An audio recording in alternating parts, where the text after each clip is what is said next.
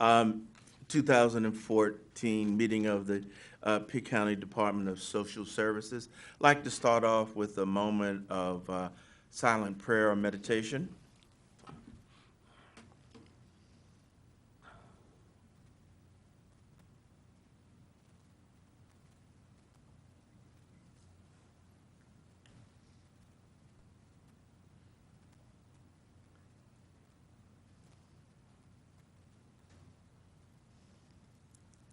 Okay.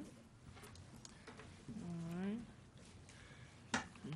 right. Now, again, I would like to let the citizens of Pitt County know that there is an option for public comments at the beginning of the session. And this is an opportunity when you're able to address the board and show us your concerns. I have an addendum for today's agenda, and that will be to just report on the work of the search committee, and we'll just add that on, and maybe we can do that after reports to the board. Okay. All right, I'd like to get a motion to... I move to approve of the agenda as presented, Mr. Chairman, if there are no corrections or addition. Motion has been made and seconded. All those in favor say aye. Aye. All those opposed? Okay, we're ready to go. Where you say you were putting it? Probably I'm going to put it under reports to the board. Just stick it there. Should that be in closed session, Dr. Hamilton? I was just for this portion, I was just going to say that we're still meeting and we're still waiting for other things to come in. Mr. Chairman, I move that we approve the minutes as mailed and also the minutes of the call meeting, if there are no corrections. We have, I think we need to do two separate motions for that. All right. All right, we'll take the first motion to adopt today's agenda. Can we second that? I second. Motion has been made and seconded to adopt today's agenda. All those, oh, I did that one. Already done You that. did. Oh, okay, so we're doing the minutes. Oh, okay, We're doing the minutes now. okay. Getting a little demented or something? I move that we approve the minutes as mailed, Mr. Chairman, if there are no corrections. Okay. Motion has been made and seconded to adopt the minutes of the prior meeting. All those in favor? Aye. All those opposed? Okay. All right. Next, we're going to go to B.J. Quinn. You're up. Minutes of the call Do you want- meeting. Call meeting. You didn't do You- both of them at okay. the same time? You said to wait. That's what I did, but you said wait not. Oh, okay. All right. Now, You Mr. were saying Chairman, to that. keep it in order, I move that we approve the minutes of the call meeting. Oh, that's what you said, the call meeting. Oh, okay. I second it. Okay. Yeah. Motion has been made and seconded to adopt the minutes of the called meeting. All those in favor, say aye. Aye. All those opposed? All right. Well, we got all those, we have all that straight now? Okay, your turn, PJ. Thank you. Since the last meeting, we received $37,293 increase for our crisis intervention program, which lasted for about a day and a half. So we're currently out of crisis money at this particular time. We also, Could you just say, I know you've said in the past what that's used for. Can you just say that it's quickly? used to help utility bills for Okay. for eligible staff, All right. eligible people, Okay. not staff, eligible people. In addition to that, we did a budget amendment to move $44,000 from the salary line item that was available due to lapsed salary into a temporary line item, temporary staff line item to allow to contract with an outside agency to bring in some IA&T social workers to help with some things that we needed to have done. There was no increase in our funding. It was just we moved it from one line item to the other. And then the third thing was we got $172 from Duke Energy, Progress Energy Neighbor Funds, and that's also to help with the utility bills with citizens, Pitt County citizens. Okay. All right. Like to get a even motion whole. on these funds. What was that? She said a bill, I said probably not even a whole bill, $172. Yeah. Do we need a May motion? I ask a question? Yes, sir. Out of the $44,000, you're going to use that to fund contractor services. Yes, sir. Could that same amount of money have been used to hire another employee by added to from the county? Is that earmarked for that one particular thing? It couldn't have been a full-time position because it is a full-time position. It was money that we had available because people left during the year and Yeah. didn't pay what was budgeted. Well, and So I'm not sure, Yeah, Yeah, go Mr. ahead. Mr. yeah. James, it's because we have vacancies and we're Yeah. contracting with an agency to bring people in here who have the pre-service So it's- experience that's temporarily important. until Yeah. we can get the other people hired. Okay. And we can cover the child welfare services. So it's really like you're hiring somebody, they're doing that Just particular work. temporarily until we can get full-time permanent people into Okay, position. okay, that's good. Okay. Do you want a motion on those? Yes, I would. Mr. Chairman, I move that we approve the budget amendments that has been recommended. And I second it. Motion has been made and seconded to accept the information and money provided that B.J. Quinn has talked about. All those in favor, say aye. We're approving these stuff. Aye. Aye. All those opposed? I think I'm a little tongue-tied today or something. I must be working too, I must be working too hard or something. Let's see if I can get an increase in salary. Hey, next we're moving to reports to the board. We have our And that'll in-home be, services bids. You want to say anything, Margaret? Mr. Merritt's gonna do the honors. Oh, I'm going to open them. We have 4. do you have a drum roll on that or not? I'll call them out and what they are, and Susan will record them. Ms. May will record them, correct? All right. If I can get them open. They're really sealed. This is ADDUS Home Care, Addis Home Care.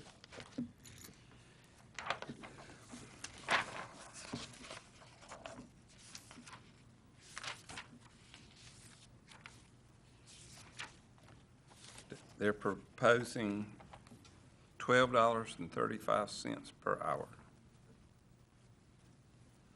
I think that's everything we're supposed to have, isn't it? That's Addis Home Care.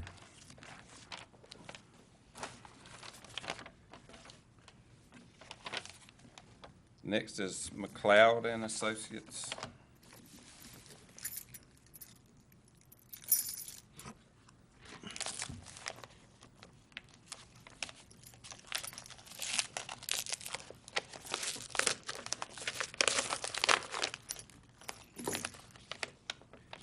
Who has that bid now? McLeod and Associates. I mean, the one that, who has the bid now? Addis is our current provider, Adam. Addis. Yeah, okay.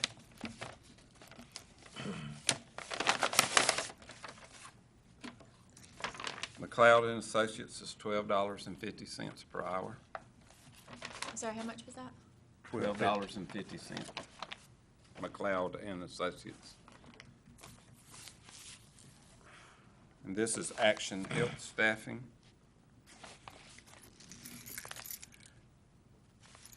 Well,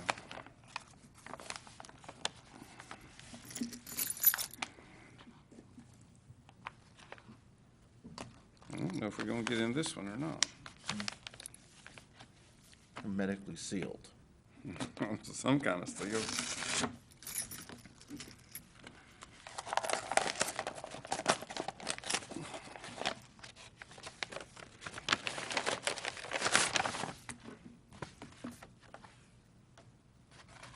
$13 per hour.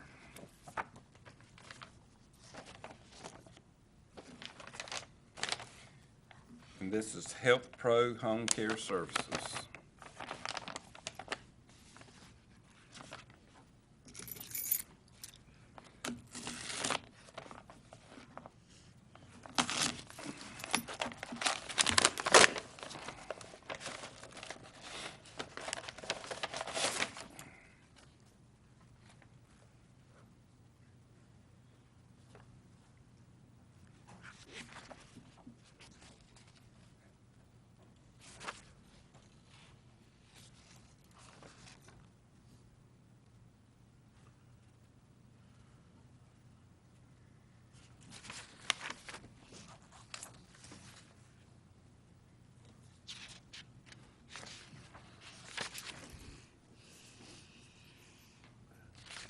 Somebody might need to help me with this one.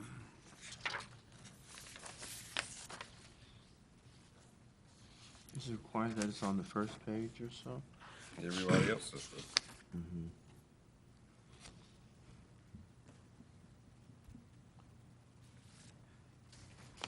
$3.32 per 15-minute increment.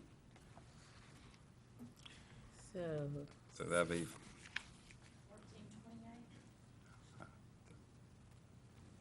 $3.32 a unit?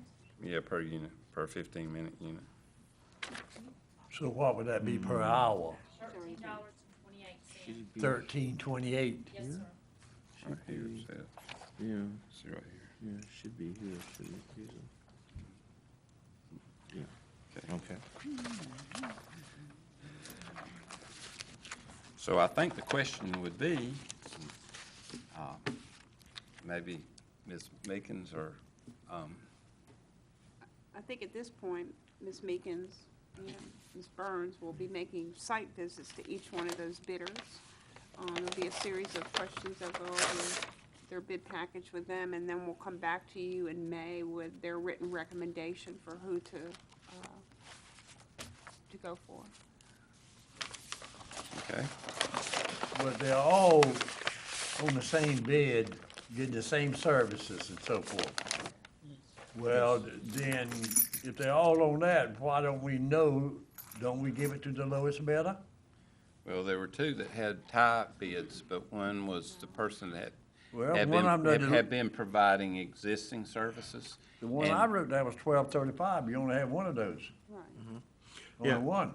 that's correct.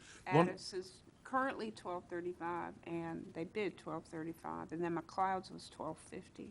Yeah, the $12.35 was the lowest one. Yeah, while they're the lowest bid, what we want to do is to see if they are providing the best services Yeah, well, and if they you- can you do the want to best get things. a good one. So what we do is they'll do some site services as well as reviewing the packets and make recommendations to us. Make a formal recommendation in writing to you. Right. Okay. Comparative study. Okay. Ma'am. She said comparative This is a stuff. comparative study, Well, a comparative study like this. it has been my experience that if everything is equal, you hate to change providers because people get used to the person providing the service for them. And they're comfortable with them, and they have confidence, and they have trust in them. And if you switch to another company for other reasons, sometimes it provides a hardship to the individuals that are being served.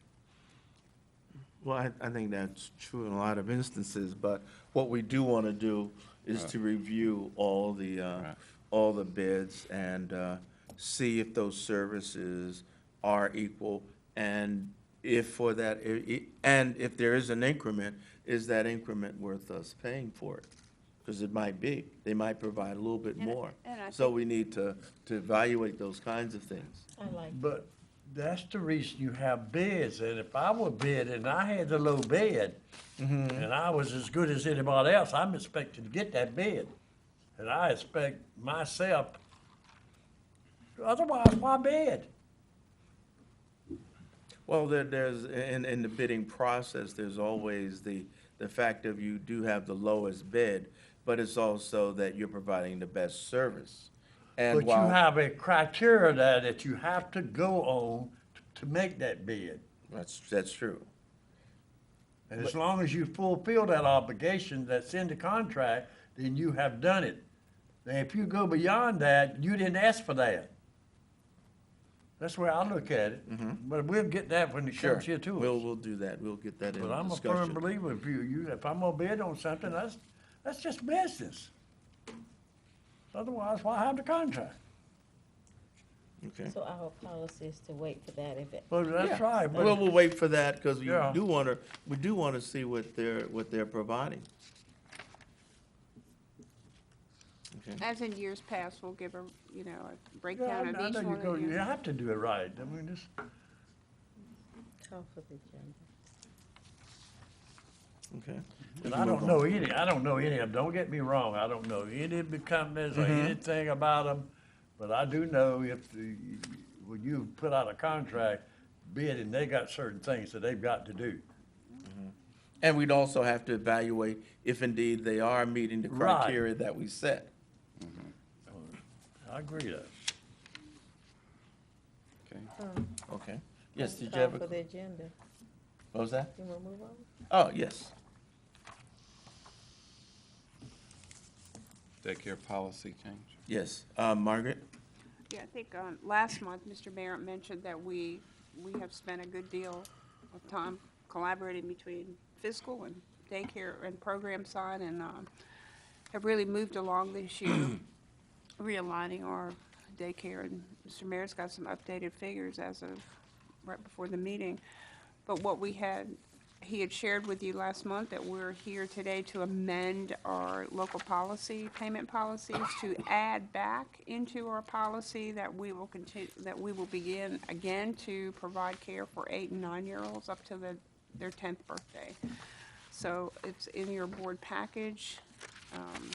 It's number 8. We've added that back in there. So if you all approve that, we'll get that signed by the board chair today. I think that's very good, but at the same time, how many do we have on the waiting list now that, I know when we were on this before, there were a large number that was on the waiting list. Has that list, have we got it up to date? Do we know now? Right now, I'm gonna, without telling you an exact number, it's between 700 and 800 on the waiting list. What age is that? Is that from the day they're born until 10 or? All ages on the waiting Yeah, I list. know that. I know it would be because it goes by families Right. and, for that. But, what you're saying is you think that those people, those kids, not kids, those young people that are up there 8, 9, up to 10, probably need to care more than some of the smaller ones. Is that what you're saying, Margaret? All this policy is saying is that if next month, if you're 7 this month, and next month you turn 8, you will not be terminated from childcare. Right, in the same family there. Correct. I got you, okay. And if we get to a family on the waiting list and they happen to have an 8 or 9-year-old, we will bring them on with the family. Now, you said at the last meeting that we were having to send money back to Raleigh, is that correct? I think Mr. Barrett said that. I said Right. that we had to send $600,000 Dollars back back to this Raleigh. year. I don't like for us to This be year. doing that, but that because we have, I think, And so many. I presented a plan to you, and part of which was to increase our spending, but to do quarterly reviews so we could identify on a quarterly basis people who are no longer eligible and take them off so we could serve more children. That's good. And that would allow us to increase the age limit as we're doing. That's very good. Yeah, sir. Mr. Chairman, board members, in the last month or two, I've had both the county commissioner and a state representative question why Pitt County reverted $600,000 in daycare funds back, and we're in the process of responding to them in writing. Mr. Merritt has provided a memo, but the year before last, we were on track to overspend our daycare funds by $2 million. We pulled back, took measures so we wouldn't overspend. I think that year we may have overspent $30,000, which they gave us the $30,000, the state did. So then this past year, we were underspending. I guess because we were underspending, the state saw those dollars and reallocated them to other counties in the state. So the goal now, I guess, is try to, whatever allocation we get, and they point out also, even though we underspent $600,000, we still spent something like $7.4 million. So $600,000 alone sounds like a lot of money, but we spent a lot of money the state provided as well. But this new daycare plan would be, hopefully allow us to be able to spend 100% or maybe 101% of what we're allocated, and then with the anticipation that the state would pay any overages, slight overages over 100%. One of the things that we talked about at the last meeting was that we were concerned about having to pay the state back. And that's why that plan was, why we spent more conservatively, and our plan worked a little bit better than I think that we had thought it would. Well, approximately 2 years ago, we met at the Philippi Church. We had the people to come from Raleigh. We had overspent, but the state, I'm pretty sure, you'll correct me if I'm wrong, but the state forgave that. In other words, it was, even though we No, overspent. You cut children from the roster, basically, who you were providing to get that number driven down, and that's the year in which you only overspent by $30,000. And the state did reimburse us that $30,000 over. But you took drastic action. And took the 8 and 9 years old, no longer paid for 8 and 9-year-old children, and as part of the measure to reduce the expenditure. Right. But at the same time, we wrote them requesting that they add funds, and they did. I don't know how many years ago. After they had, Right. the state had said to us, there was absolutely no more money. Right. And Okay. we went down that Right, track but to terminate anyways. children, and then they did come up with some money. Yeah, Is I that know the- they did. Is that the same year the public came and there was an outcry from the community because of that? Yes. That's pretty much why we're so low this year, because we had to cut down so low to get back, not overspend by $2 million, because they wouldn't give us $2 million that year. Then we started this fiscal year, we had to start ramping back up to get the children back on. But we had to take draconian measures to get down to within that amount we had to, and the state mandated that we do that, so. In So we're such working a back short up. period. I of think Yeah, we're on the such a right short period road of now. I time. think that we're Yeah. building back up. That's very good. This is really an anomaly. We don't do, this is a one-time thing that's happened, but we're on the track to fix it. Okay. In that particular year, the state was looking for additional state revenue, and they were not paying for counties that were overexpending, and they took a lot of state money out of the budget to help balance their budget. That's right. You signed up. Oh, okay. Okay, yeah. Okay. All right. Now, what I'll do is I'll sign it and you'll sign that as well. Right. Okay, Correct. all right, Oh, you got to pass it first. You have to do a motion. okay. You have All to right. take a Yeah. motion. So Okay. that we accept the proposal as written. Okay. I'll second it. Motion has been made and seconded regarding the local payment policies. All those in favor say aye. Aye. All those opposed? Okay.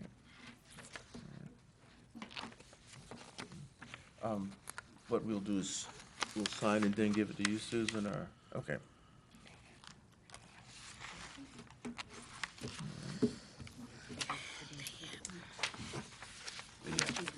Okay, oh, All right. and where are we? Yeah, okay, Gwen, Okay. you're next. The LEAP program, the Low Income Energy Assistance Program has ended for this year. Our last day of operation was March the 31st. We had a beginning balance of $1,194,679. I wanted to let you know that we did receive an additional $56,000 on March the 27th, right before the program ended.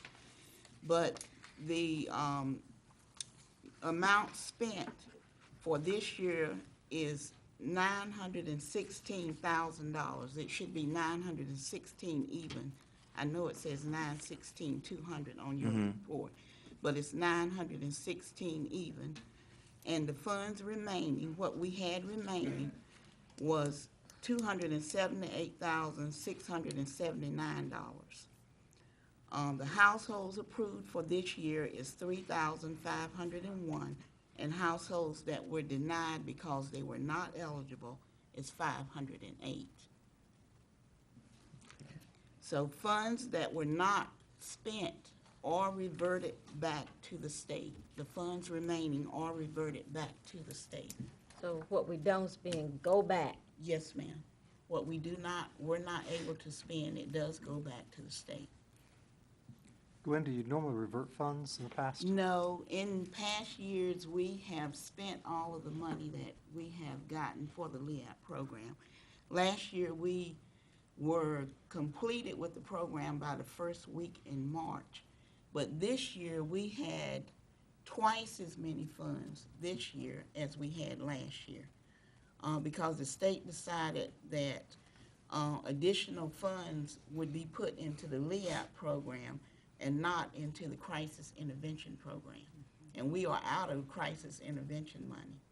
And unfortunately, the money that is left over from LEAP cannot be put in the crisis intervention program. So we, as a Department of Social Services, we used all means possible to advertise and outreach Yes. and. We did everything I think we could. We ran 3 advertisements in the Daily Reflector. We did a Channel 9, we did Channel 7. And then 3 different times I sent information to our public information office to advertise to everyone in our area, including radio stations, TV stations, all the newspapers in the area. Kiara sent it out to everyone as a public notice. And we also worked along with Council on Aging. They took applications for us, and they went to the different Council on Aging sites and did applications in each of those sites, as well as at Council on Aging on County Home Road. And I took over 200 telephone applications myself. The LEAP program, what does that include? It is for assistance with heating and only. The LEAP program, Is only is how that is used. yes. And that, would that be for wood, gas, It's oil? wood, gas, coal, kerosene, any type of heating, any source of heating that a household may have. That's what it assists with. Explain And the difference in eligibility for that and for the crisis intervention program. okay, for the LEAP program, in terms of eligibility, we look at the household income and the household size. And depending on your income and household size, you could be eligible for $200, $300, or $400. And when you have $1 million to spend, and most of your households are going to be eligible for $200, most of your elderly households are eligible for $200. And then you have more that are eligible for $300, and 400 households that are eligible for $400 are very few. All right, now mobile homes, the electric heat that they use in the wintertime, is that covered? Yes, sir. Any kind of heating source in Well, any. it looks like to me this one was one of the coldest ones that we have had, and it looks like to me that we would have used all of that money if everything was. Well, if your eligibility is only for $200, Yeah. $300, or $400, that means that that's all your household will be eligible for. And so that means that depending on who applied, that those different amounts of incomes were being awarded to households. Most households were eligible for the $200 amount. That one is my last question. Mideast hires hundreds of mobile homes in Pitt County, hundreds, probably thousands, that they pay rent. Every one of those homes should qualify for assistance in what you're talking about. It's not automatic eligibility. They have to apply. You have to make an application for the program. Most of those people, they're uneducated, they're good people, but they don't know that. Why couldn't we just go to Mideast? They've got a record of everything. Who gets the free rent? And they pay all of their rent. I know. Their mobile homes that won't rent to anybody but Mideast in Pitt County. Well, this program requires that the person makes an application to the So program. you It's can't, not, you can't work through the Mideast no, sir. to help them? Mm-mm. Okay. It cannot be automatically All right. awarded to a household. They must make an application. And this program, as opposed to the crisis program, you have to have that your power is out. And it can go up to $600. This one's either 2, 4, two, three, or 4. So it's the difference, you're eligible without getting a cutoff notice with the income energy assistance program. In the crisis program, you got to have a cutoff notice before you can get assistance. Now that the program is over, do you keep a record of where you sought applications? Or do you keep advertising? Keep advertising for, Do you? Let's say that if someone from the community come up and challenge the fact that they had needs and they didn't know about it. well, no, because you have to make an application to apply. If you have not made an application, you do not have a recourse in terms of saying that you didn't know about it or whatever. If you've made an application and we denied you, then you could have a hearing within 60 Well, days of your denial. That was not my question. My question was, do you keep a record as to where you advertised and that sort of thing? Because some people, the radio stays on 1340 and they never move it, they never leave it, and that's it. And their eyes are too weak to read the daily reflector. Okay, we keep a record of where the public notices are sent. Our public information office has a record of, if that's what you're asking, all of the places that the public notice was sent out to. There was, from what I recall, we talked about how this would be advertised at a particular meeting. And we talked about the various outlets that would be done, including radio, TV, and print media. And from what I recall, I specifically asked about the non-traditional print media, such as the smaller papers. I think there's an Hispanic paper that also I think we advertised in, and we did a number of things, and you have records of those. Right. Maybe what we need to do is to, I think Eugene had a good idea, but I guess we can't do that, is go to a group such as we did with Council on Aging. And Eugene, I think that's what you were saying, the same way we went to the Council of Aging, could we go to Mideast? That's The a big same- outfit. The same way, maybe, and I don't know if we can do that or not. Depends on whether that database is, you're allowed to release the names and addresses of the folks per state or federal law. It's a good idea, though. Yeah. Council on Aging advertised in their newsletter. We sent out a notice in their newsletter. This year, we did not send out flyers like we did previously. We sent out 2,700 flyers in the newsletter, but we did it inside the newsletter this time because of the printing fee to have to print out the flyers. So we had it put in the newsletter. Now, I think there was notice somewhere in the buildings too, as well as across the, so anybody, and I think it was like at the front as you walked in, that was there as well.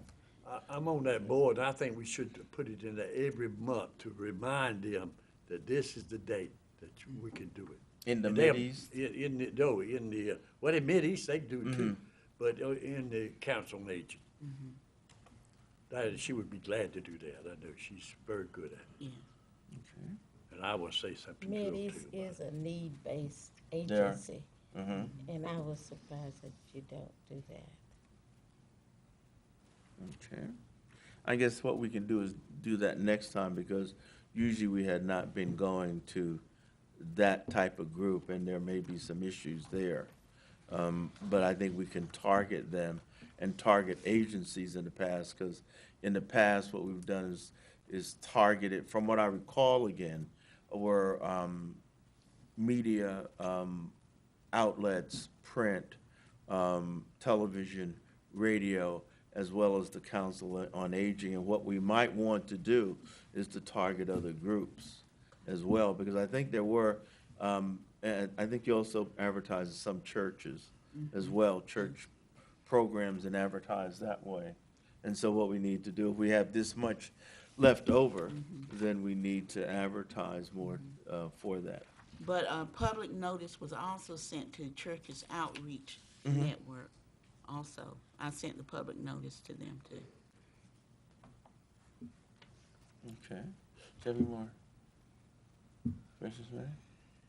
No, it's just sad that we have that much going back and somebody sitting out there with need, but they have to apply, so I mean, you know, I just feel sad about that. And let me compliment Ms. Burns on the way she organized it, the way I she, like this one. the way she took the applications, you know, the first period of time, there were huge crowds out there.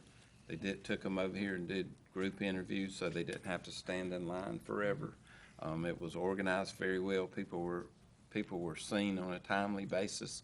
The initial crush was handled very well, and it was a real smooth process. Yeah, I didn't get No I complaints. didn't hear any about That's that. what I like, no complaints. It was handled exceptionally well.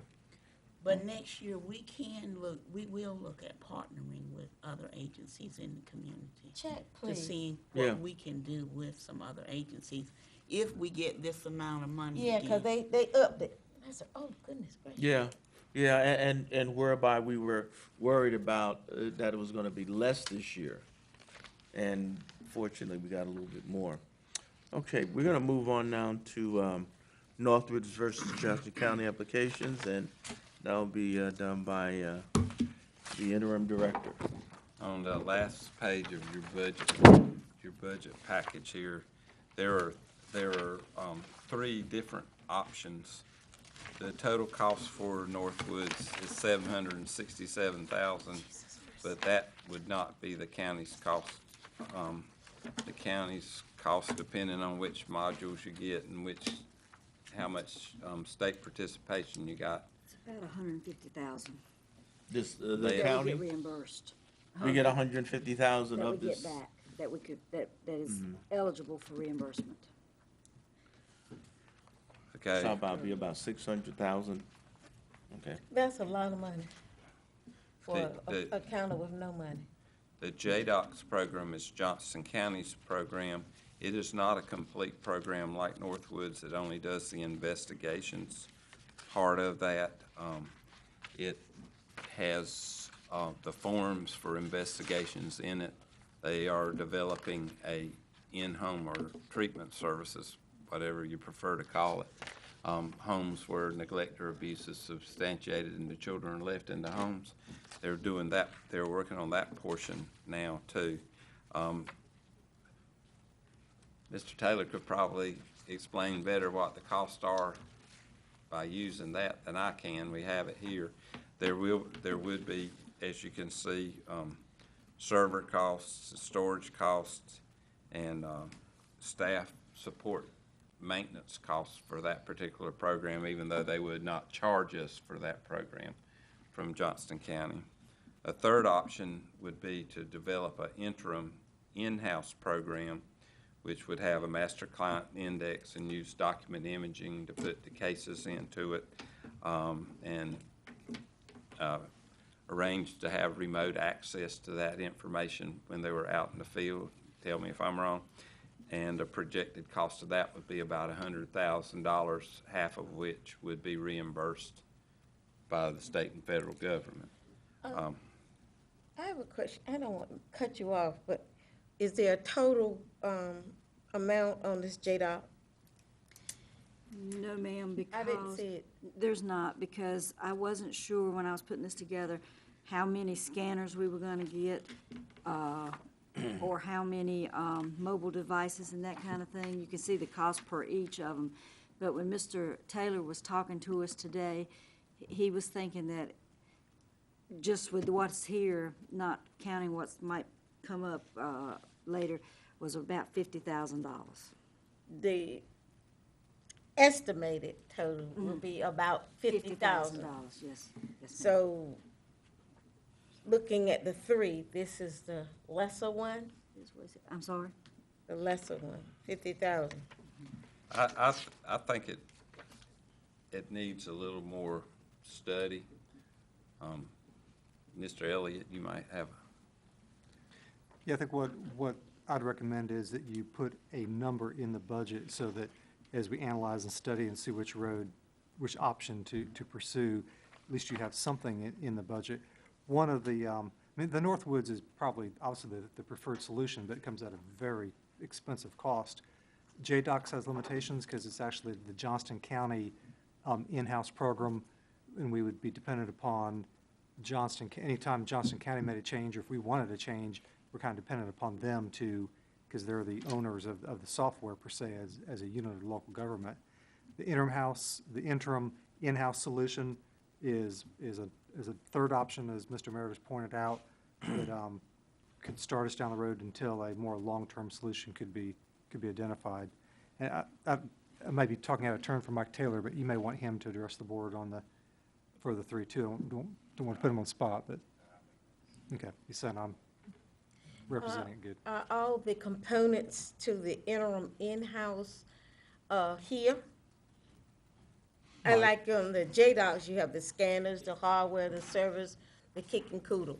What about the in-house? Let's let Mike address that.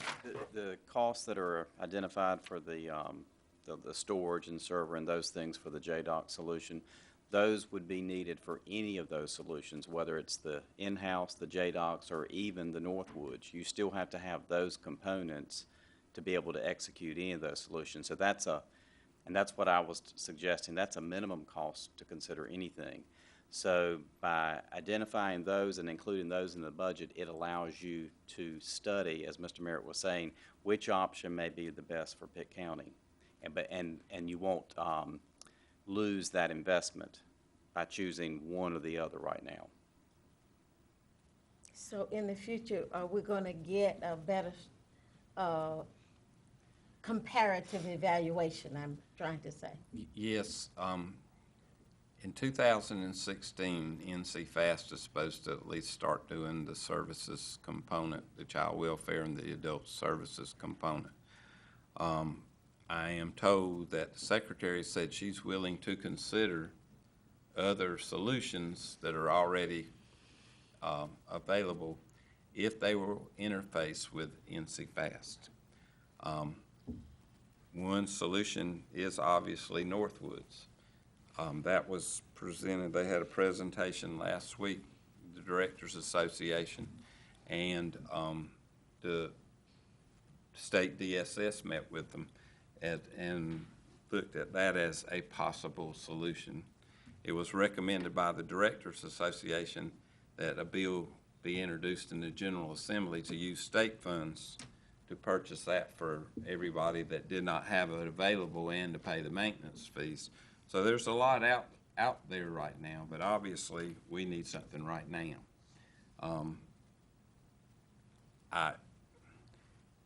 If you would recommend that we put that whole Northwoods solution in there, I don't know how realistic that is, but that would be for somebody else to decide. And obviously it's the best system that's ready-made and available, and they have the training available, without question. Michael, the $767,000 plus dollars, what percent of that is local money? Ms. Queen can have It's about $600 and some odd thousand would be local money. All of that then, just about? Well, you would get, 150,000. you would have, everything that's in there that's already within the scope of NC Fast is not reimbursable. And I saw a letter just before we came down here today to Alamance County where the state had approved them getting Northwoods, and it was a total of $286,000 worth of stuff that was eligible for reimbursement out of almost $500,000. And what you get about 50% of that. So you're looking at maybe $150,000 reimbursed. Can we phase it in? Well, that was my point in meeting this morning. The equipment cost, which is what approximately 100,000 in that ballpark, is the 50% that's reimbursable regardless of the solution. Okay, That allows you to choose any option, and then you can build upon that. yeah. So and that's exactly what I'm leaning towards is determining how we would work towards that solution. I think that is the way to go. I don't believe that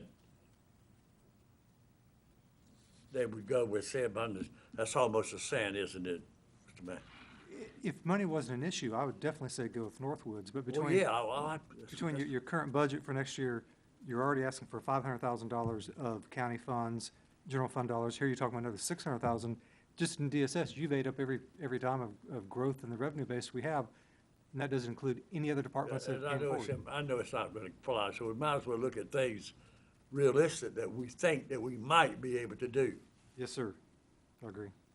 And so, well, what would you recommend as far as the budget, because it's gonna be up to you.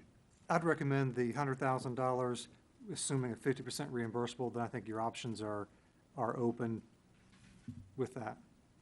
For the JDOC, is that what you're No, saying? the interim in-house. Interim.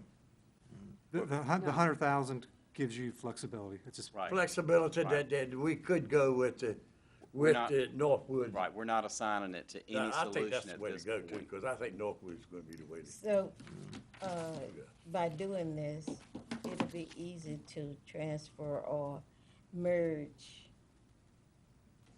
with the projected factor that we can get Northwood.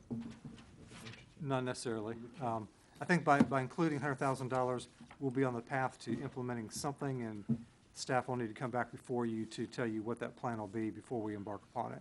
But at least we'll have something in the budget. Your options will be open to having an allocation of money to implement something. Because obviously, doing what you're doing, you can't continue to, the staff can't continue to do what they're doing based upon the system they have in hand today. How long do you think it would take to get that solution up and running? Mr. That's Taylor? why none of these options have been fully vetted as far as time, so we could give you a defined timeline as to, because once you have identified an option, then it's the transition. The more challenging piece is the staff training and reworking their processes so they become proficient with it.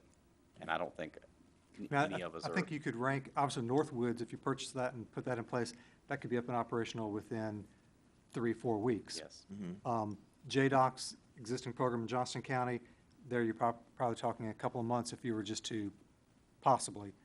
The interim solution is probably more of a, That would be the lengthiest. yeah. Because that would, we'd have startup time, training time, and it's a totally new system. Interim steps. God, don't you think for the long run for social services, the Northwoods would be the way to go? Yes, sir. That's what I do too. That's the reason I said phase it in. Can we do that? I don't think you can buy the whole, I think you're required to buy the whole product. They're willing to finance it, but you can't buy like module 1 and module 2. You've got to buy the whole package and then put it into place. So you have to sign a contract, either pay a lump sum amount or finance it over a number of years to pay for it if you were to go with Northwoods.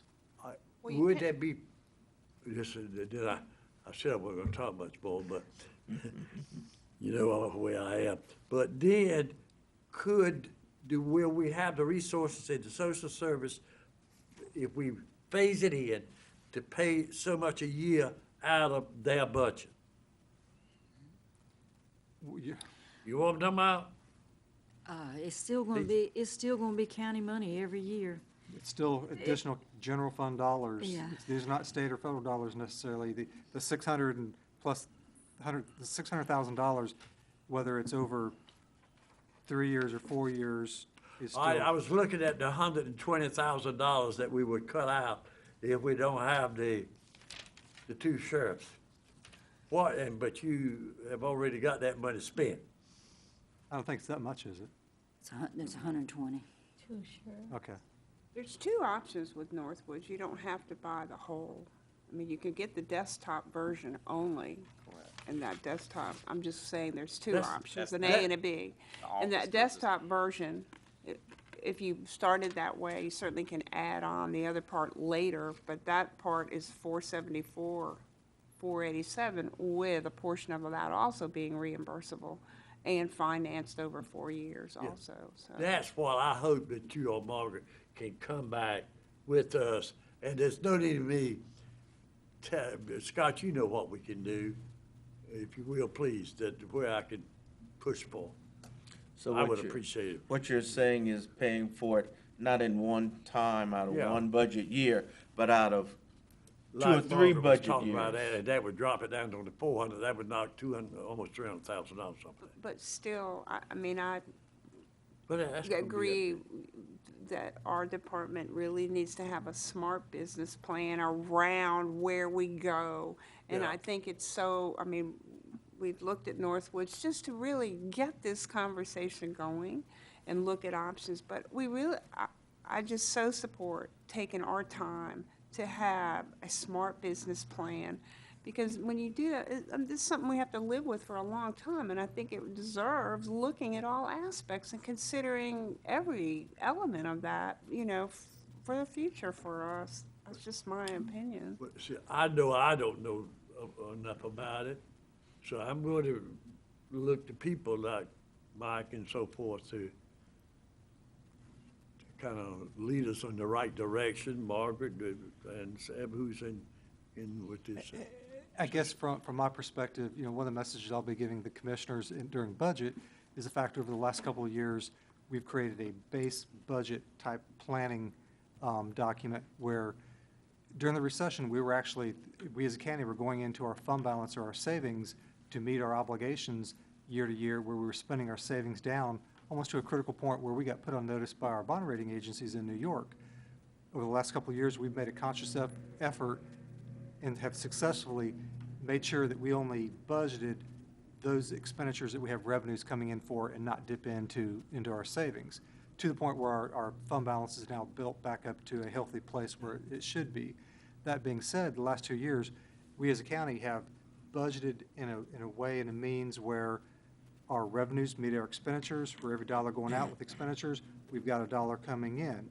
So with that being said, as we move into this budget session, we don't have the opportunity, without raising taxes tremendously, to budget all these different programs and expansions unless taxes are raised. That's just the raw truth.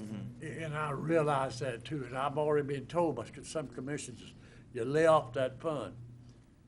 You know what I'm talking about. And so we're not gonna be able to cut into it. Right. I mean, we don't have to. That's what I know. So we got to look at it realistically, that what we can do as much as we can. And you gotta weigh this against the department's asking for 31 additional full-time And equivalent I know we got, positions. I know one's coming in big. At a cost of, the total cost are like over $1 million. I know the county's cost is less than that because you get reimbursement, but these are just costs that all add up. Yeah. But what I like for them to do is still come with what they think we can do. Then we'll Probably find what we'll out. be doing is continuing to discuss the risk and benefits. Okay? All right, move on to the budget presentation. That's, that'll be you, Gwen? Oh, okay, PJ. I'm reading wrong. I can't read here either. Ooh, You are bad I today. don't know what's going on.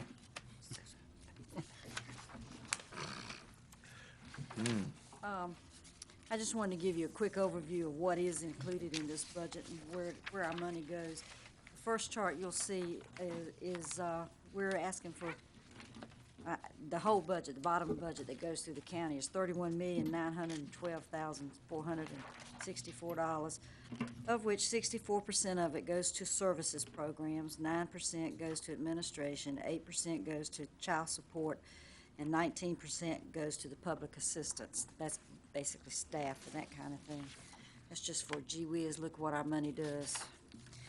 The next budget, the next chart that you'll see is a comparison of last year, or this year, where we are now, current fiscal year, to the new fiscal year, the requested fiscal year. The line item budget is the one that we're really interested in because that's what we use to operate on. As you can see, last year, we had approved in our budget $30,036,949. This year, we're asking for $31,912,464, a difference of $1,875,015. But it's only, the county funds are only, we're only asking for $560,000 increase in county funds. I want to, one thing. I want to know what percentage or how many thousands of dollars is not mandated by the state and the federal government that we have here. None. In other words, everything that we've got in this budget is mandated, is that right? Yes, sir, that is correct. We do not have any programs that are not mandated by the state within our budget. I thought we had one small little pot of money that was discretionary. Well, we have,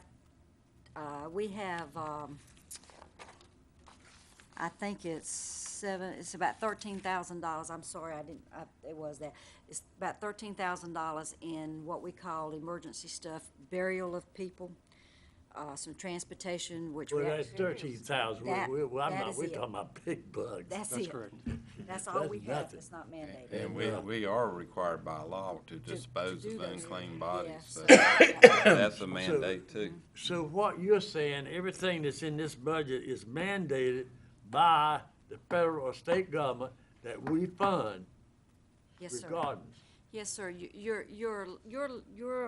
flexibility is at what level you want to fund the services, which really relates to the number of staff, because the majority of the money that runs through the Department of Social Services is staff money. So, how many staff you have, it regulates the Well, that level of comes from the service. 64% that you have there in the service area. Yes, sir. Yeah. Pretty much. So you can't cut that to what you'd have to cut is administration and stuff like that. Well, even cutting administration, you have like foster care costs, and remember, that's an estimated cost to keep the children. Okay. And depending on whether the child comes in as what we call a 4E child, we get reimbursed. Well, we're not gonna get anywhere like Yeah, that. You go ahead, I'm right. not gonna. Yeah, so anyway, there are things, but we do not do programs that need county funding that's not a mandated program. And I can get you a list of the mandated programs if you No, need. if it's mandated, that's, Yeah. nothing to do about it. And we have some new requirements in this year's budget. If you look at the next one, we're asking for 31 new income maintenance positions, of which we're projecting that 10 of them will be reimbursed at probably 50%, and the other 21 will be reimbursed at about 75% because of the new pot of money that is going to be available for Medicaid staff if they work through the NC Fast system.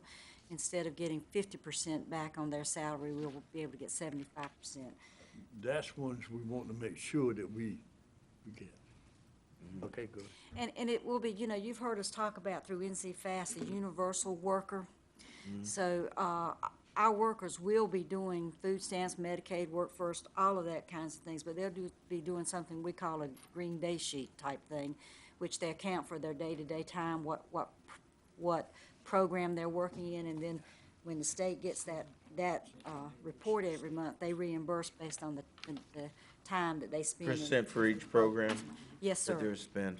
Yeah, but the minimum reimbursed for income maintenance positions, food stamps and Medicaid, would be 50%. But like I said, we do have a new funding source this year of up to 75% for Medicaid work through the NC Fast system. So, Is that a amount that we're looking at, if I can say this correctly, is the amount that we're looking at getting back from each worker, is that based on them being universal workers and can do more things? no, sir, it's based on how the feds want to reimburse the administrative cost for providing the mandated federal services. And if they're doing their applications or reviews in NC Fast In Medicaid. as opposed to the EIS eligibility information system that we have used for many, many, many years. Yeah. Earl, how is that the program that we want to work out with Pitt Community College, the class that, but how is that going to fit in with this? Well, what the community college has proposed to do is, number one, develop a profile to see who would be proficient in working in these programs. And some people are just better at it than other people. And a lot of it is younger people that are used to navigating in the system. And then there's a training, there's a specified period of time, a training program for them. And then they would come, if we should decide to hire them, and we had positions available, then we would hire them. Now, the Workforce Investment Act has offered to, if people are eligible to that, to pay 75% of their salaries as well. But they would go in this course however long the community college decides for it to be. Then they would come to work for us as. And what I had proposed that we do this phase it out over 3 different periods of time, so it didn't totally disrupt everything they were doing over there trying to train them. You would have people in various stages of training, and you would have people who had the proclivity to be able to do this type of work, rather than getting people there that couldn't do it and having to deal with that particular issue. One of the things that he goes over, you go over some of that in the letter that goes along with the budget, which seems really, I really was impressed with a lot of it, because they're bringing in some new things, and particularly the workforce 75% blended funding, which will save us some money there as well. And again, as we're going through this, just remember that we've lost 20 staff positions, with the majority of these positions in the income maintenance program area. And we're doing any number of things. We've lost a good number of people, and that in the income maintenance has taken the really big hit. And we've had increases in caseloads too. They have been significant over the last 2 or 3 years. Had large increases in food and nutrition and in Medicaid. And that, the blended funding that the letter talks about is actually accounted for in the budget, because I used a 75% reimbursement rate. So that $560,000 that we're asking for in additional county dollars takes into consideration all of these positions and what we're expecting, what we would be able to do. The issue is that we cannot do all of the applications and reviews that we're going to need to be able to do, and we've got some numbers that Mr. Averitt will show to you later. We cannot take and process all the applications that we get with the staff that we have right now. They've done a great job reorganizing. We're trying to find ways. As you remember, it looked like we would need 47 more people, but we're trying to increase capacity by identifying how much people can actually do, and retraining the people that are working at a low level and increase their capability, and hopefully hire people that would be more productive. I think Mr. Averitt gave me an example of an individual that had not been working there all that long, and she was the #1 producer in applications. Reviews in family and children's Medicaid. All right, you know, we get reports on television, especially in Channel 5, what's taking place in Raleigh. I listen to it, so I kind of keep up with the state. All right, how does Pitt County stack up with what is coming out of Raleigh with social services, with the service department? Do you know that? Well, we had, and I had that at the commissioners meeting, I don't have it now. Did we have 1,500 to 1,900 overdues when we started? Is that right? Or 1,300? About 1,300. There's including 13, we had nutrition 3 services. today. We had 3 today, and they're hung up, and they're hung in Raleigh, in the system up there. We've reorganized between applications, reviews, and customer service, where they're doing triage. They're looking at this, we're counting how many applications everybody does every day individually, how many reviews everybody does every day. And that's the way we're determining what our capacity is to get the work done. Now, I'm glad you said 3 today. How many for Pitt County? How many does Pitt County have up there in Raleigh that has not been cleared, so to speak? We've got 3 that are hung up there right now. That's all you have. Now, these are food and nutritional services, right? This Food doesn't nutrition include only, it's not Medicaid. Medicaid. That's not, you haven't got to that yet. And Medicaid is, it's a much higher caseload. It's much more complicated. In food nutrition, there are 2 product delivery cases. I mean, there are 2 different ways to get food stamp. There's 50-some different ways to get Medicaid with different eligibility rules and whatever. And so help me after this, I'm gonna keep my mouth shut. All right, how many people do we have working in Pitt County right now that could do the crossover Medicare and food stamps? Medicaid and food stamps.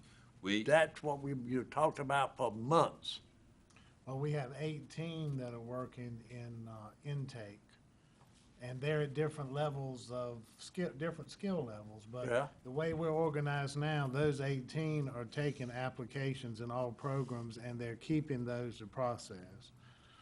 All right, That's so just they an are application able to do the crossover in the fashion.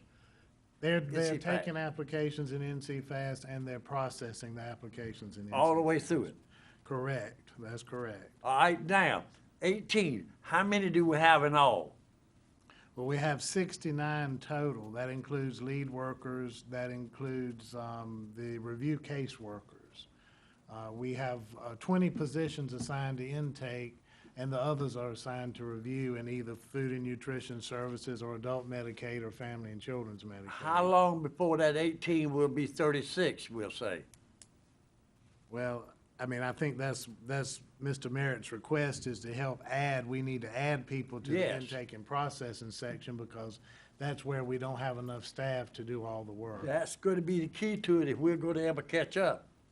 All right, now, I am going to be quiet. Okay, so what you were saying is that with the number, Eugene, Yeah. what you were saying with the number that we have, we're not gonna get caught up. When are we gonna Have get more. enough people to be caught up? And what you're saying is We need 31 more. 31 more. Okay. But we have the personnel there, if we can train them to take you to go ahead and add on to that 16, then we're going to do a lot better. Right? Right, No, we will. we need some additional people in the review area, but the intake and processing area, the applications, take more time than reviews in most program areas. And the people that, we have them divided into intake teams, they're taking about 12 applications a day on average, each person that's on intake. So That's the that whole reason, day Earl, is- that I'm wanting to go with Pitt Community College so bad, because I feel like they're gonna be able to help us in that crossover. There are, Beaufort County's real interested in it, and Lenore County's found out about it, and they're real interested. Oh, we gonna- Johnston County has been doing it, since I left, and It's the way to go. they've been taking the graduates and put them in there, and Yeah. Let 'em train them. that's a better solution.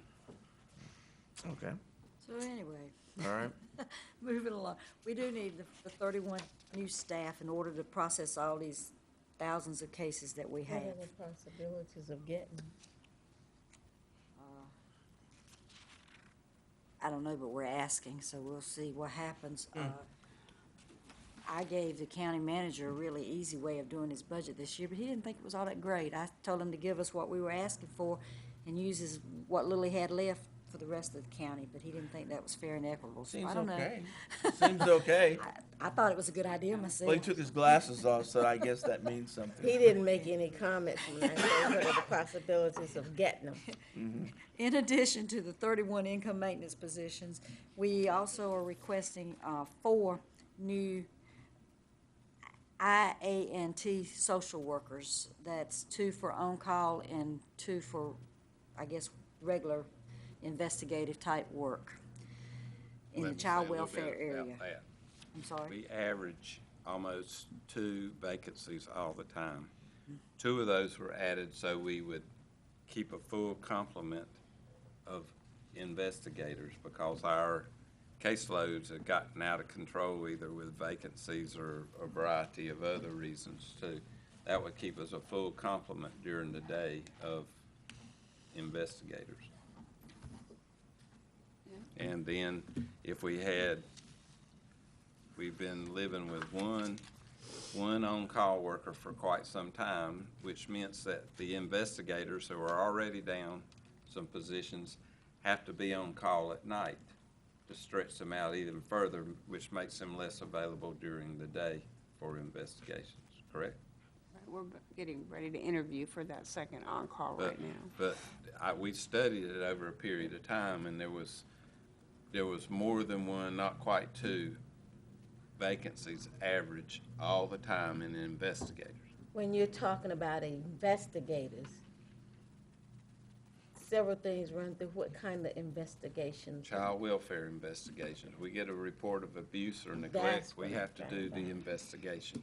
Right. And that's what we need the people for, and we have to initiate them sometimes immediately, sometimes we have longer to do that, depending on the report. Okay. Okay. We're also asking for a half-time child welfare attorney to process paperwork, legal paperwork for dealing with child welfare cases. We are also asking for replacement of 4 vans and 3 cars. The estimated cost of the van each is $20,695, and the car is $17,500 each. That's replacing these 7 cars are 1998 and over 100,000 miles, every one of them. There's nothing, they were really old, hadn't been replaced in a long time. I was gonna ask something.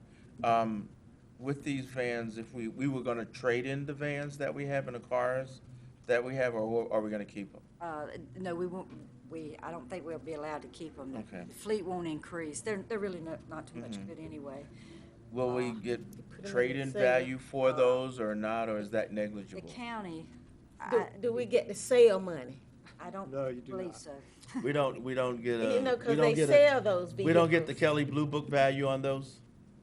The No. county sells those through auction. Oh. Right, Either online auction or Greenville Auto Auction here in Right. Greenville.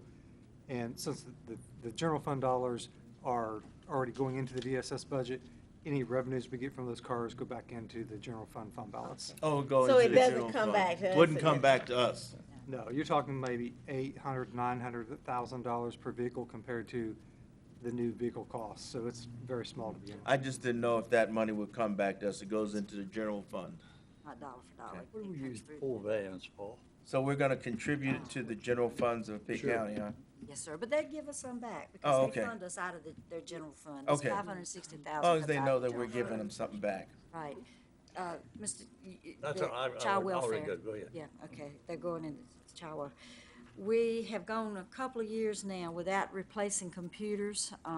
As they age out, there used to be a regular computer replacement program, and so we're asking for $79,600 to re-implement the computer replacement for our staff. How many would that be? How many computers would that be? 100 100. is what we're asking for. And the next bullet, the purchase of iPads, scanners, mobile phone packages, and those kinds of things. That's a sort of we may not buy iPads, we may not buy, well, we probably will buy some scanners and stuff, but it's a place where there's some money to deal with what we were talking about earlier about trying to do some things.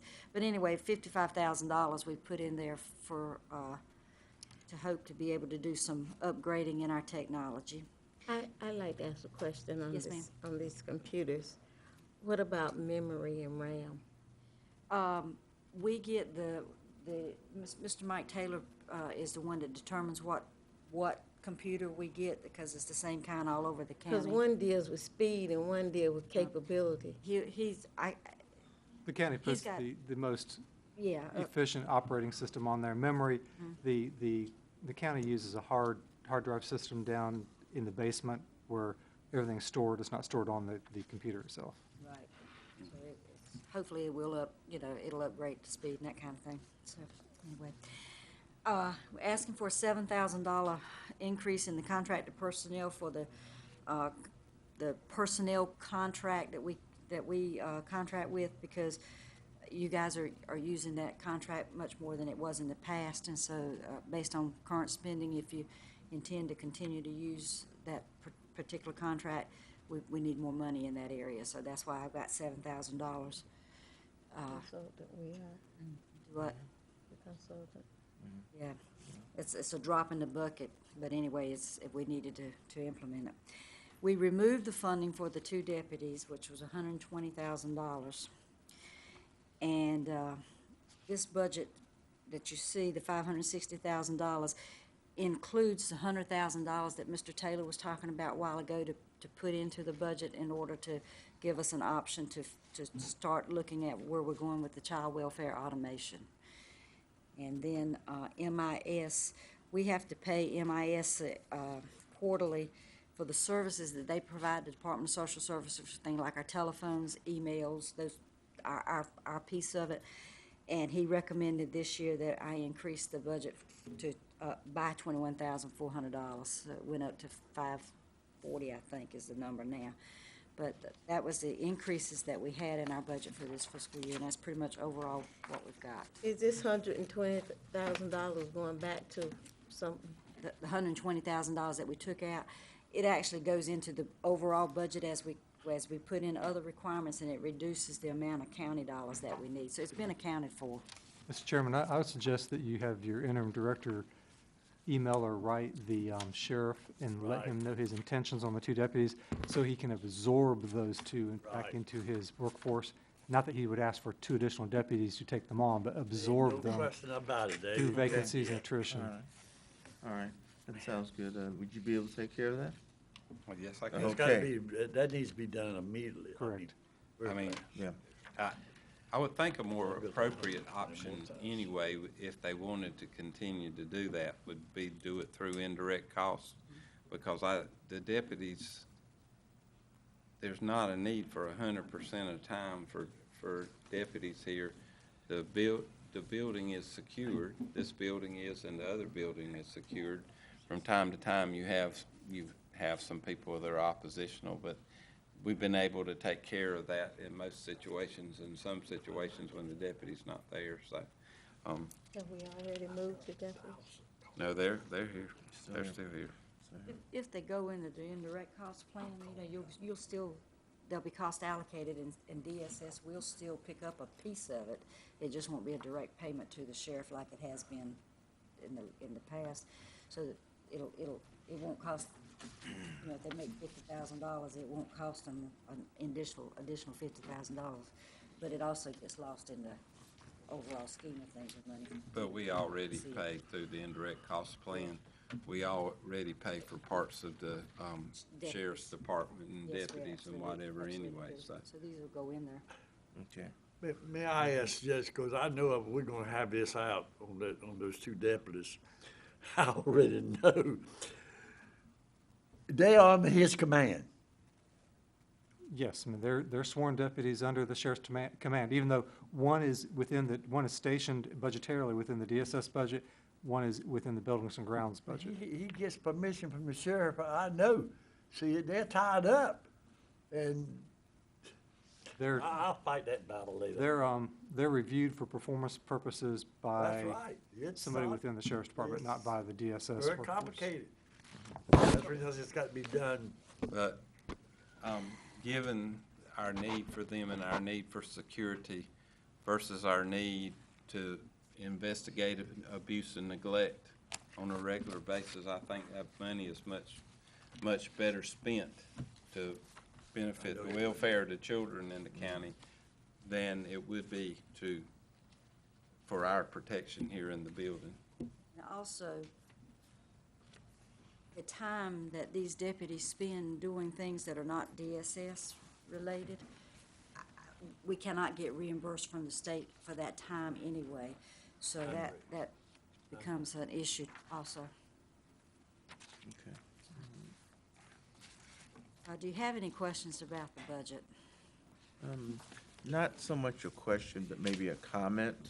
One of the things that I've seen is that we've lost a good number of positions Sir, Ms. 20. over a good long time. There's been any number of issues that have come up that have been issues with staff, with computers. There's certainly some issues that we've talked about with our vehicles. And my concern is that if we're not doing something about this and we don't take care of it, we're gonna keep going further and further down the hill because we're not able to do a lot of things now that we need to do for any number of reasons. So I'm backing the budget and the kinds of things that you're doing, especially in terms of moving things around. So hopefully, you know, the powers that be will look at our request in a favorable light. I would like to make sure that I'm informed about, Earl, you know, you were at the meeting, you know I've got to be prepared. Yes. And there's no ifs and ands about it, because we got some, I won't go into that, but we got this.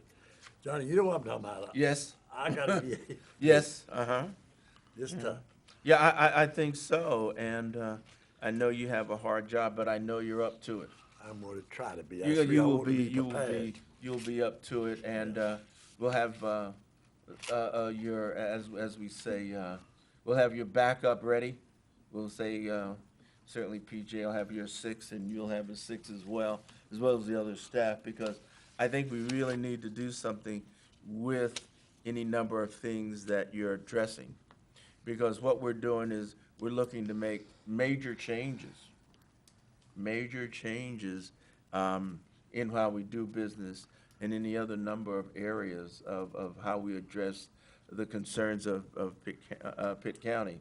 And we really need to do this, and the budget addresses those issues. I might request, say, 2 or 3 of y'all meet with, say, 3 county commissioners. You can't meet with 4. But they've got to be informed. Okay, You don't just go there and get. I know. Just don't do it. Okay. That's probably a really good idea to sit Oh, I and know it is. explain. I know. Actually, our Sure. budget is very, it's very complicated That's because right, it's and a you cost can't- allocation process, and if you don't understand it, it really does cause issues. That's what the problem that we had at the last one. They did not understand, and they still don't understand. Absolutely, and I will assure you that every dollar that the Department of Social Services gets is accounted for. I'm gonna get the manager, Earl, taking maybe Okay. speak with you all. All right. Cause I Okay. gotta have some help. Sure. I'm dead serious about it. I know, I think you're right, because it is it's a very difficult document, and what we're doing is we're asking for an increase. And some things I don't even understand, so how can I explain something to really get on it? But I've got to be sold on it too. Sure. so. Okay. Thank you. And this Any last other slide, questions? So you can turn this one off. Okay. All right. I was just going to mention that the search committee for a new director continues to meet. We do have new applications, and the deadline is still, not deadline, but we're still getting people and still reviewing things. Oh, you are? How many, Okay. Encourage. can we talk about how many different ones, how many more? We've gotten some more. Well, we've got a committee for that, so Yeah. we're counting on that committee to take it to Okay. keep us informed. Okay. Next, we're going to move to the director's report. Okay, we went before the county commissioners and asked for 12 more permanent positions this year. That was not approved. They allowed us to use the lapsed salary money that we were requesting to use. That was the $44,000? Or No, not? sir, it was $115,000, and the reason that's not in your thing is because it wasn't additional money, it was just using what we using already lapsed had. salary. Just moving, so what, so we weren't able to get new people, so what did we do with that extra money? We're proposing that we contract with Vanguard to do some reviews for us. That's the best we can do. We can get temporary people in here, but it's such a late date, and then you're gonna have to terminate them at the end of June, then you're not gonna get any value out of them. You're just gonna be training the people, and you're not gonna get any value out of them. If we do Vanguard, at least they can help us out with the Medicaid reviews, family and children Medicaid reviews, which we did also with Food and Nutrition Services twice this year.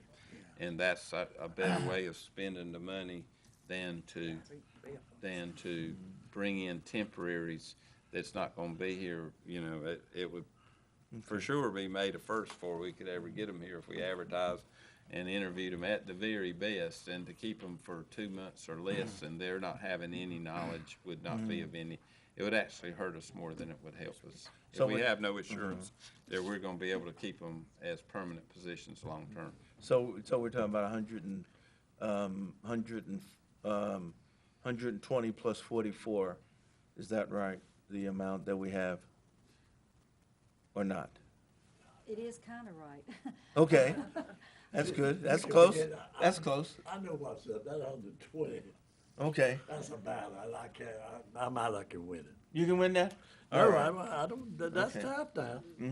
But as I said though, Mr. James, if we're gonna use that money to have any value on working on our caseloads, we're gonna have to contract with somebody to do one small part of it. Right. And that will not be sufficient to get all the work done, You but see- at least it will help. We Okay, I understand that, but then somebody else is not gonna understand that 120 getting out of their budget, if you know what I'm. Oh, you're talking about the deputies. Yes, yeah. okay. No, we were talking, Mr. James, we were talking about the money that we asked to get the 12 Oh, yeah, permanent the positions. 15,000, yeah, oh, Right. yeah, oh, yeah. And that That's the one that we're Ms. not gonna. Ward made the motion pertaining to the $15,000. 115. How much? 150. 50,000, that's right, it was 50,000. 115,000. Yeah, the 44,000 that you're referencing is for child welfare. Uh-huh. The 115 was for income maintenance. Okay. Right, and we had requested to use the lap salary money to hire 12 new people, permanent positions, and increase them by 12, but the county commissioners instead voted to let us use that money of lap salary money, but to contract with somebody or hire temporary people, and hiring temporary people is not feasible for 2 months for May and June of this year, only to let them go at the end of June if that ends up happening. So we increase the contractors, which are trained and we can use easier. They have some value, but To hire that 12 people, and the 50,000, that was about, but how much money would that cost, county money for that, Earl? Do you have that? The 115,000, that was for 3 months. Half of that would get reimbursed, and possibly 75%, depending on if they were actually worked in income Try maintenance. to know if it's 75. it depends on what they do, What they Mr. do, James. the minimum that would be reimbursed would be 50%. That's the minimum, but it could go up to It 75. could be as much as 75, but you're safe, I know you'll get Oh, yeah, 50% back. So half of 115, but those 12 positions, if they went in, which is what he was asking for to go into next fiscal year, would be part of this 31 that we're asking for. Okay, all right. What I think Eugene is asking for is more specifics, because you're gonna have to explain that Yeah, to that's a lot of people. And when somebody don't want to understand it, Right. it's hard to do. Kind of what I'm almost thinking is, kind of doing a PowerPoint and maybe a budget for, people that are not budget wise, and be able to explain those kinds of things.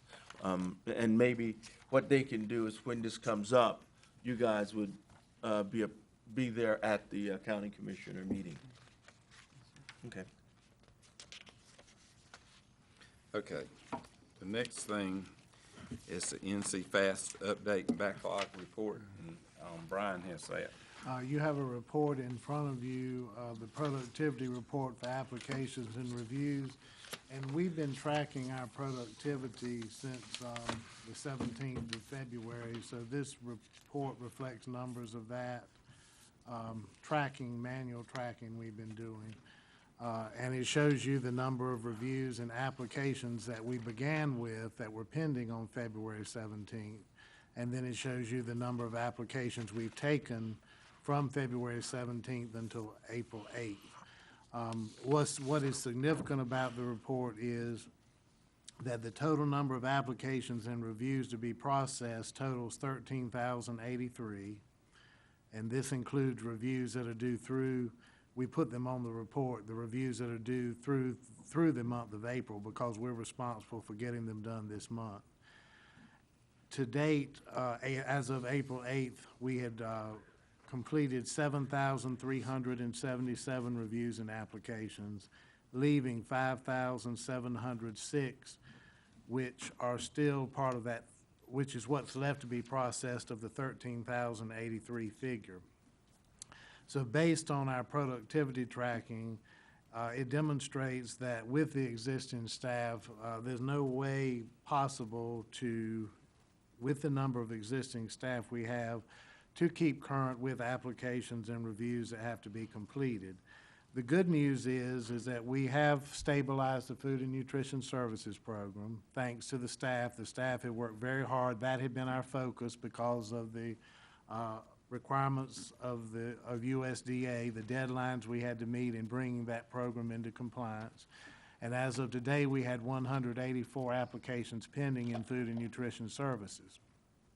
The 3 that are past due we talked about are with the help desk in the Raleigh office. They're working with those, with the technical problems of those. The report shows that we just have 2 past due reviews. So we are current with the Food and Nutrition Services program. The number of pending applications is remaining constant, which shows that we're able, with the staff that we've got focused on that program, we are able to get those processed and are getting those processed, the applications processed timely. The area we're having to focus on now is Medicaid, as we've already talked about. And there is attention being given to past due applications in Medicaid. In applications and reviews, there are days designated in the review units where they work on the past due reviews as they're working on the current reviews. Same with the intake group. In the intake group, the teams are on intake for 2 days. Then they have 4 days for processing. 2 of the days they devote to current applications and 2 of the days they devote to the backlog. So the backlog is not just sitting. There is attention being given to it in addition to the current applications. But there's, even with the approach we're taking, we're not totally removing and completing all the work that has to be done. Because there are applications coming in every day. It's not just a static thing, as you see up here earlier, how many applications they're getting, both in food and nutrition and in Medicaid. Each worker, they're 5 on each day taking applications, and they're averaging about 12 each a day. So you're looking at about 60 applications a day coming in. Another footnote on here, on March 31st, we got 499 Medicaid applications that we received electronically through the federally facilitated marketplace, the Affordable Care Act. So when people go to the marketplace and apply and have made application for insurance through the Affordable Care Act, those that need to be evaluated that may have children that potentially, or others that potentially qualify for Medicaid, those are coming to us electronically. Those have to be completed too. So with one transfer, we received almost 500 of those. So it shows you the numbers that are coming in. We have been identifying productivity of each of the workers, and that has allowed us to identify workers that need retraining, that need to strengthen their skills and used in the NC FAST program or in policy areas. We have begun those retraining sessions. We have those on Tuesday and Thursday mornings and afternoons.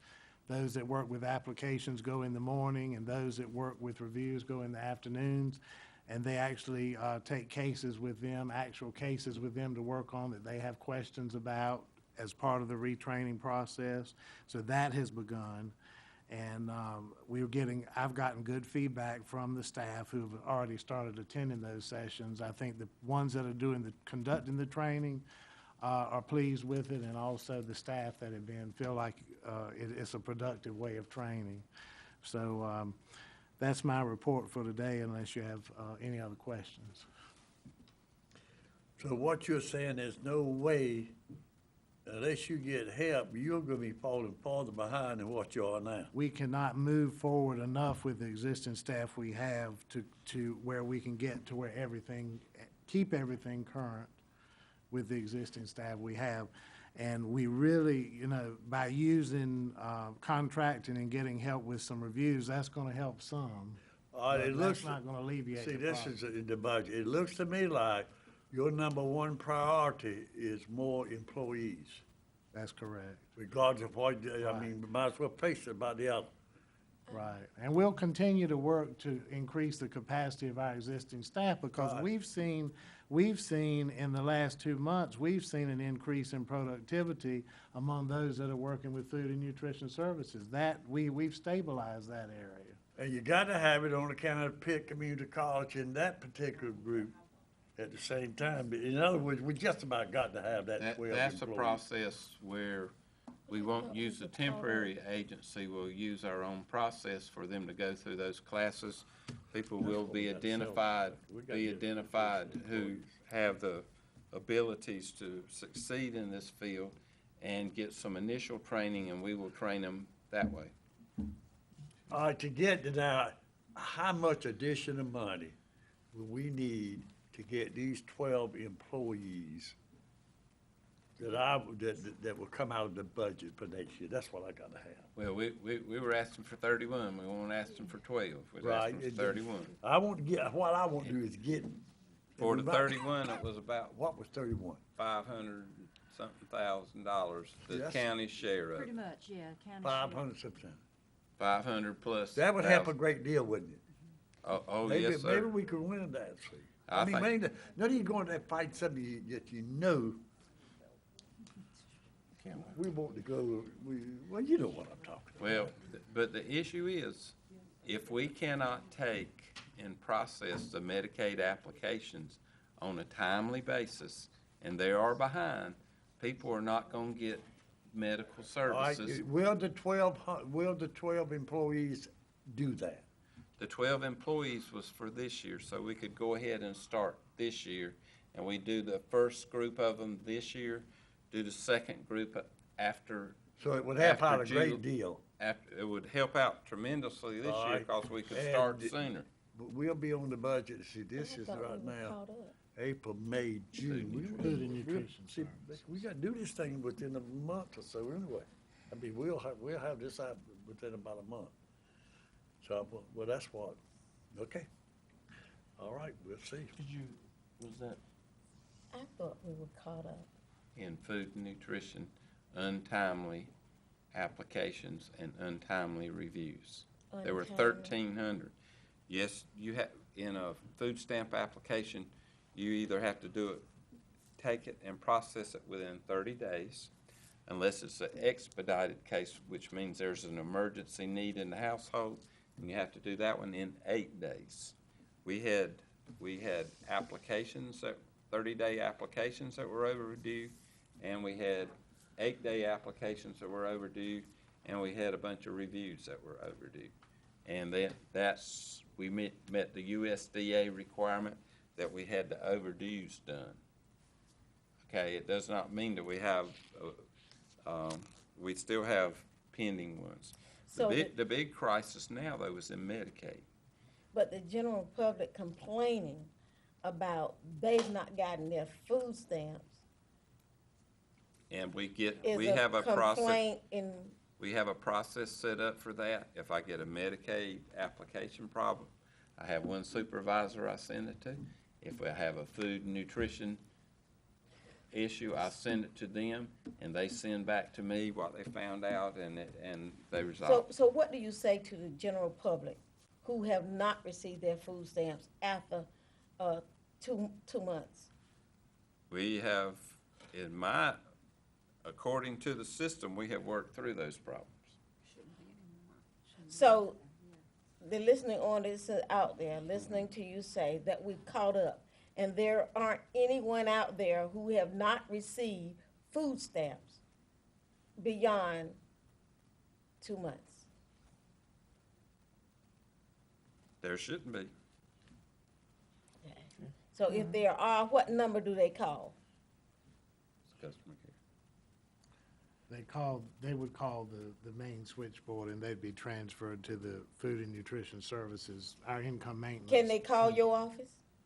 Yes, I'll be glad to talk to So them. give your number. My number's 902-1154. 902-1154 if you have not received your food stamps and it's 2 months old. Now, we do have situations where somebody will call in and say, I haven't, and we look back and a case has been denied, and then we can look back and see why it was denied. But you can according- address it. We can address as long it, as we that's can right. address it, Of okay. course, we can What look we're back and saying. see what Okay. action was taken. That's all, that's how I want, Yes. I don't want, Just as long as it can be addressed, yeah, is what you're they saying. call you All right. and they get it addressed. Okay, Which all right. would lead into another issue, if we can jump down to this Okay. hunt group mobile. We have a hunt group now, so the 3 people that were only answering the telephone, now we have an additional 15 people that if all 3 of them are on the phone, starting 1 o'clock So today. it rolls over. It rolls over to 15 more people that can answer it. Wonderful. And then they can transfer those calls to child welfare, to public assistance, to other ones, and they've got their own group, so if the person that they send it to doesn't answer, it'll roll around to other people until somebody answers it. Then One question, live voice or machine? live voice. Okay. If someone does not answer it, it goes back to the switchboard again. It will be a live answer. That's what I'm talking If they about, will stay on there long enough to If do the it. person doesn't hang up, sooner or later, somebody should answer. So if the person call and they keep getting the machine, it will roll and eventually they will get a live Now, if they individual. call that person directly, if they call their worker directly, then they're gonna get the answer machine. If they call the main, The switchboard. the main switchboard number, it will search until it finds somebody. So it would be best to call the main switchboard. So that Well, you not can get a box. necessarily. If somebody wants to talk to me in particular, they're just gonna switch it over to my desk, and they'll get my message. That's all I want to know. But this is But it should, there were situations where people were calling and it was ringing 50 times and it was not being answered. Now they should get an answer if they call the Pitt County Department of Social All right, Services. the Brother School of Medicine's got a system that you call that, if it's busy, they'll give you 8. That means there are 8 people ahead of you. 7, then it drops to 7, then it drops to 6, then it drops to 4, and 3 and 1. No, sir, it's not gonna do that. It's gonna. But that's what they do. It's gonna go through to the next 15 people, People, I know and they're what you're gonna talking refer you to where you need to be. Yeah, I think that's good, because a lot of the complaints that I was getting, as I think some of us were getting, was that they would call in and they would either get a recording or not get answered. And that was a problem, so we've increased the number from 3 to 15.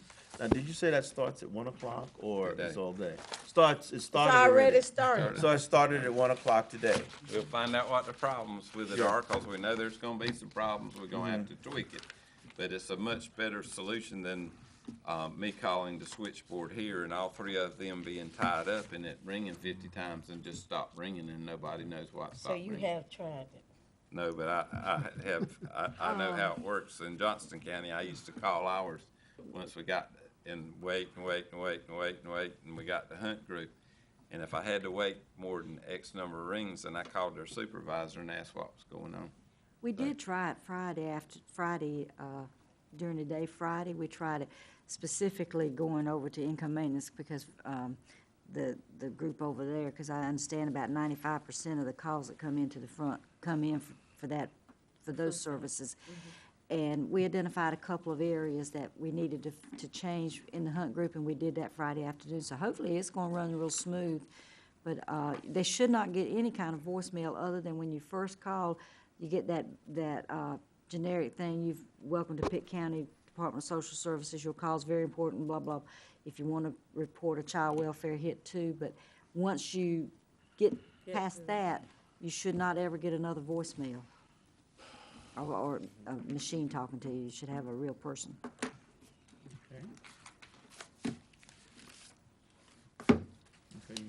you done with it? We don't have a We Or- did, we have gotten, smartphones for, the child welfare staff and the adult services staff.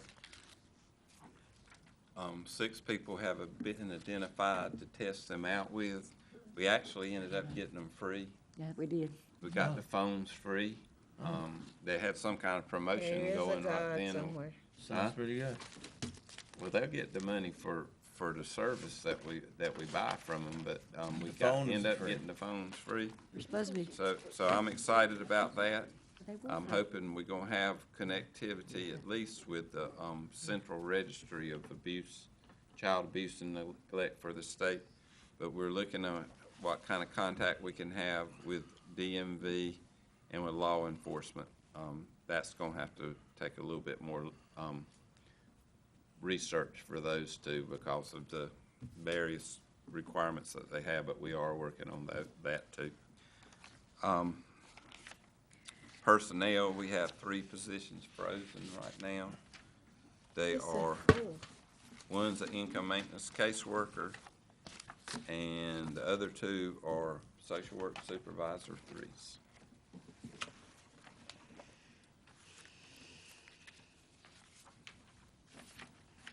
And we still have 16 vacancies.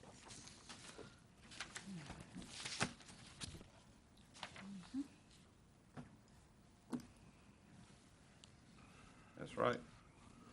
We're interviewing those income maintenance caseworker vacancies. Can you give us an update on those, Brian? Yes, we have 2 that we're making recommendations on as of today. And then the other 2, we're interviewing, one we're interviewing and the other one is frozen. Those are directly in the income maintenance area where we have worked with food and nutrition services and Medicaid. And we definitely need to get that other income maintenance caseworker unfrozen, given the situation we have over there already. And what's the status of yours, Margaret? Well, as you can see, we filled 2 positions. Of course, the 2, Mildred Daniels, who retired. It's going to be a while before that because we've got to pay out all her personal leave. And Daphne Burden, Friday will be her last day, and she will be in that same situation. That'll be quite some time before we can even look at filling that. We finished the daycare, so we'll be making a recommendation on that. We're looking at the applicants for the on-call position, so next month, hopefully we'll have some great news for you, though. Everything's getting filled very quickly. All right. Moving down to the telephone report. Those numbers, it was 58,000 telephone calls that went through the month of March this year as opposed to 68,000 last year, but I think you can see the trend where it starts out pretty high in January and it goes down and then builds its way back up. But I'm hopeful that those totals are showing that we have resolved a lot of these calls that we were getting for food and nutrition benefits and things like that, and people are calling less because of that. Okay. That's the conclusion I've drawn from it, and I hope it's right. Probably what we need to do is to, maybe like we're doing with the LEAP kinds of things where we know something's going on that could affect the call-in numbers. like we have down at the bottom, we have the asterisk there.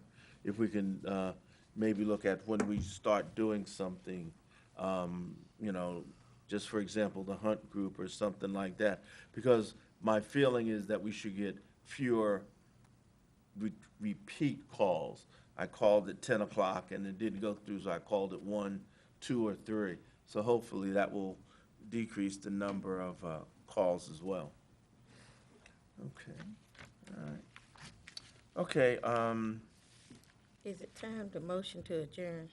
no, it's time for closed session. Okay. I'd like to get a motion that we go into closed session. So moved. Second. Okay. Motion has been made and seconded that we go into closed session. All those in favor say aye. Aye. All those opposed? All right. North Carolina General Statute 143-318.11 regarding closed sessions. Section A, permitted purposes. It is the policy of this state that closed sessions shall be held only when required to permit a public body to act in the public interest as permitted in this section. A public body may hold a closed session and exclude the public only when a closed session is required. Also, item number 1, to prevent the disclosure of information that is privileged or confidential pursuant to the law of this state or of the United States or not considered a public record within the meaning of Chapter 132 of the General Statutes. Right.